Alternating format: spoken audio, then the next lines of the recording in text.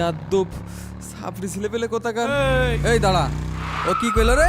এই নামেক নামেক, সাহস কত বড়, কি কইলো আমার? এই চল, হ্যাঁ চল দিনই। খেয়ে ফেলাবো। এই তুই কি করলি? তো সাহস কত বড়, তুই আমাদের কই সাপড়ি ছেলে পেলে? আর একটা দিয়ে দিনই, এইসব লোকের জন্য পথঘাটে চলাফেরা করা যায় না। এখানে আমি ভুল কি বললাম? এই তুই আমাকে চিনিস? আমার পরিচয় জানিস? ভাই আপনার পরিচয়টা বড় কথা না, আপনি যেভাবে গাড়ি চালিয়ে যাচ্ছেন, এখানে যদি আপনার বা আমার যে কোনো একটা বড় অ্যাক্সিডেন্ট ঘটে যেত তখন কি হতো একবারও কি ভেবে দেখেছেন? এই চুপ কর, ছোটবেলাতে শুনে আসছি হুজুর জ্ঞান দেয় বেশি, তোর জ্ঞান দেয়া লাগবে না নে। আর এরপর থেকে রাস্তায় বেরোলি চোখ কান খোলা রেখে বেরোবি, সবসময় বাইকারকে দোষ দিবি নে। হুজুরের এইসব ফালতু কথা শোনার সময় নেই, চল। আল্লাহ তুমি এদেরকে হেদায়েত দান করো।